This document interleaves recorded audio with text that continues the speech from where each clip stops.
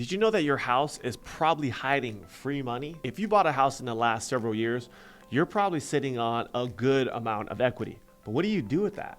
In this video, I'm going to be talking about some ways to tap into that hidden equity. If this is the first time that you're checking out my channel, my name is Seanu Uyehara. I'm a branch manager with Loan Depot, helping you finance your homes all across the country. Whether you're a first-time home buyer looking to buy a vacation home, or looking to build your real estate portfolio, or simply just wanting to know how to manage your mortgage, I built my channel to help you get your mortgage right. Make sure to check the description for links below for more information. And if you ever need a second opinion, that's what I'm here for. You can always shoot me an email, and my team and I will be happy to make sure that you are getting the best deal on your purchase or refinance. And if you find any of these videos helpful, do me a huge favor and share this, like the video, so that way we can spread the word and help you get your mortgage right. Now, like I mentioned, many of you have bought homes over the last several years, and because of the way the market's been continuing to increase all across the country, many of us are sitting on tens, if not hundreds of thousands of dollars of home equity. Now, many of you have actually reached out to me about this already, and this is kind of why I wanted to shoot this video, because the same theme keeps coming up. What do we do, and what's the best course of action in order to tap into the equity? Now, every single one of you have a different reason to tap into the home equity, whether you're looking to make home improvements or you're simply looking for other investment opportunities. Those two have been probably the most common reasons why you're looking to tap into your home equity. But the thing to really consider is what your plan is. I had a good conversation with a client yesterday. Her name was Stacy, and she actually had reached out about her home equity, and she's got about $250,000 of home equity in her home. The issue that she has is that her interest rate on her first mortgage is about 3.5%. So what do? That is the million-dollar question these days. You have an amazing interest rate on your first mortgage, but you want to utilize the home equity. And in Stacy's case, what she wanted to do was make some home improvements. Now, I asked her, and this is a question I think you need to ask yourself. If we're making home improvements or we're looking to purchase something, is that a want or is that a necessity? I think that's one thing you have to ask yourself. And in Stacy's case, the home improvements to the kitchen and bathroom and other parts of the house was essentially a want. So where that then takes me to ask you next is, how bad do you want it? Because if you did refinance, in her case, the project was going to cost about $100,000. Now your payment's going to go up pretty significantly because interest rates have gone up. And of course, taking out $100,000 of home equity in your home, you're increasing your loan balance pretty significantly as well. So you really need to dive down and ask yourself that question.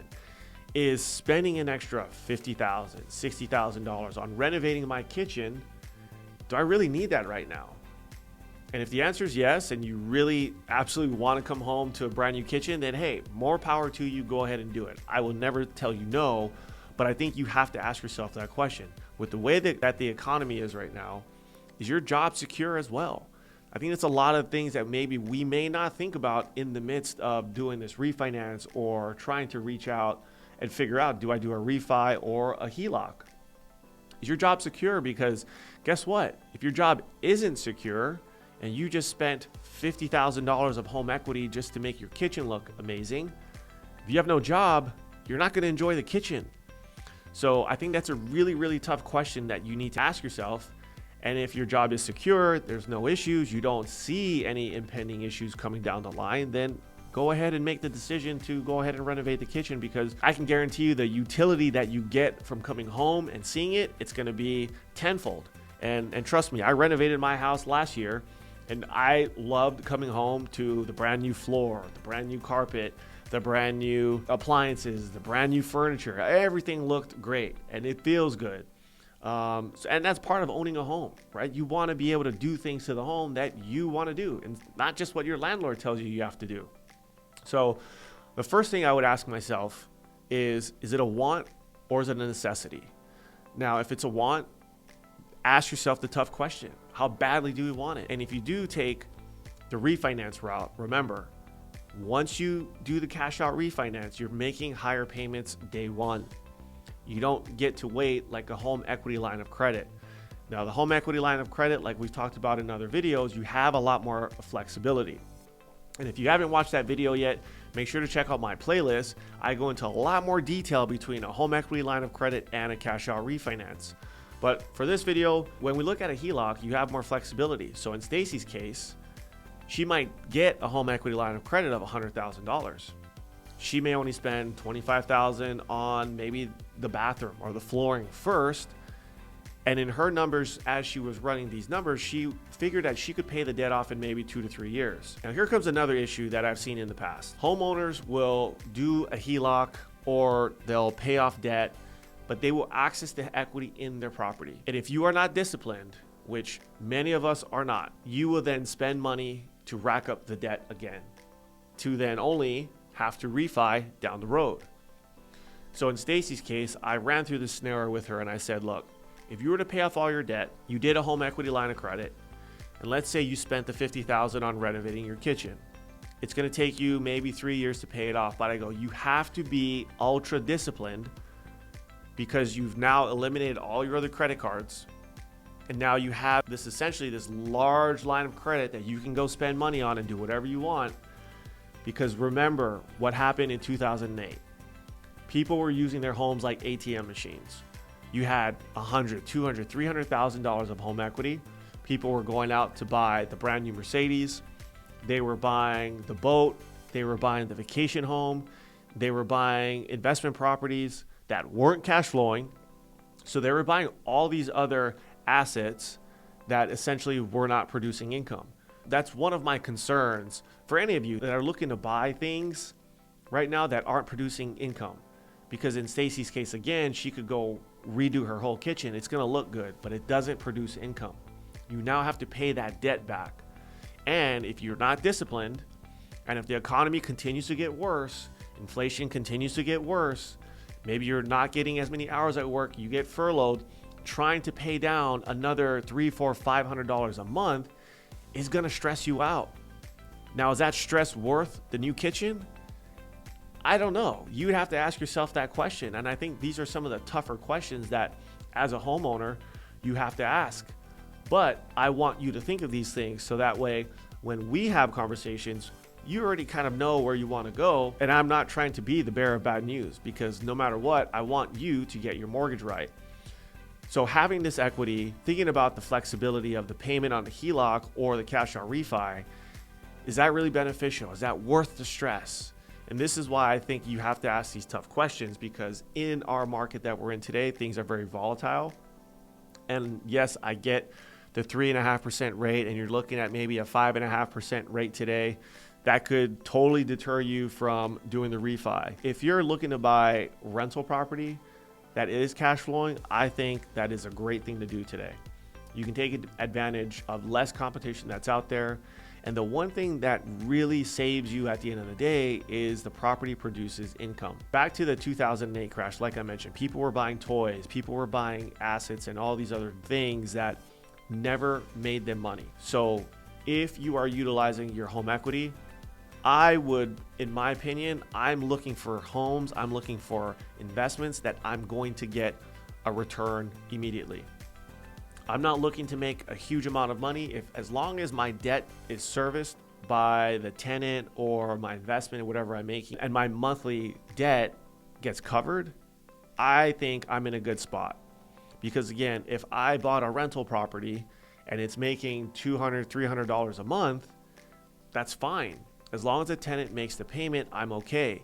If the property goes down 10, 20% in value, it doesn't matter. The rental is a long-term play. My cash flow still covers my debt. The reason why a lot of people foreclosed on their homes back in 2008 was they had no skin in the game.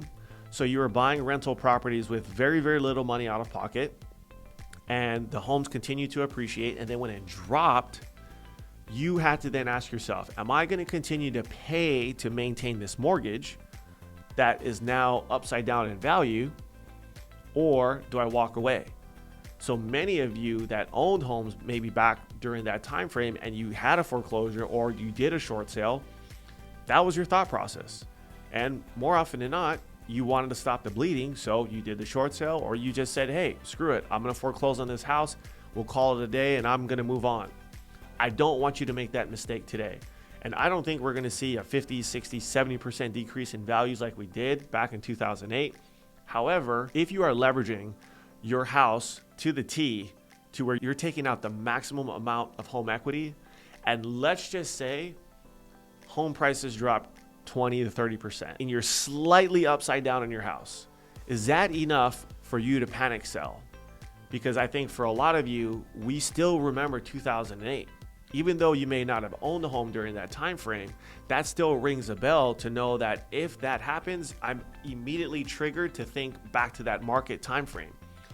You could panic sell. You could say, hey, I'm upside down, I'm gonna sell my house, it's gonna get worse, let me cut my losses. And that's also something you don't wanna do. Remember, real estate is a long-term play, and buying investment properties that will produce cash flow, in my opinion, is a perfect thing to do. If you are looking to just buy things and upgrade your home, I might wanna think twice about that right now, unless you know your job is ultra secure and you're never gonna have any issues paying the debt, and you know that you can be disciplined to pay the debt down. Because if not, the problem that you're gonna have is you're gonna take on the debt today, and then you're gonna go 2 to 3 years. You may not make any progress with paying the debt down. You may take on more consumer credit card debt, which I've also talked about in another video, that right now consumers are at an all-time high with consumer debt, and we are at an all-time low with savings. This is literally a recipe for disaster. So what'll happen down the road is you're gonna take out a refinance today or a HELOC today. You're not gonna be disciplined. And in 2 to 3 years again, you're going to be looking to refinance again on your home loan. This is how you just totally throw away home equity. So be smart about your decisions of what you're looking to do, what it's gonna cost. This is why I always stress to you that the strategy is more important than the rate. This is where making the wrong decision simply because someone's teasing you to refinance your house, and you've been getting mailers about refinancing, and trust me, I get those every day. I get emails from other lenders. I get things in the mail telling me to refinance because rates are low or I can tap into my equity. This is where if we get caught up by the seduction of the possibilities is where you can make the mistake and losing your home equity. So in this market that we're in right now, things are a little more sensitive, and I would urge you to ask yourself the tough questions and make sure that the lender that you're talking to is asking you these tough questions, because if they're not, they're probably just trying to get you to do a refi so they can pay their bills, and that's the last thing you'd want to do. So if you ever need a second opinion, make sure to reach out to me. My email's right here. Thanks for watching, and I'll see you on the next video.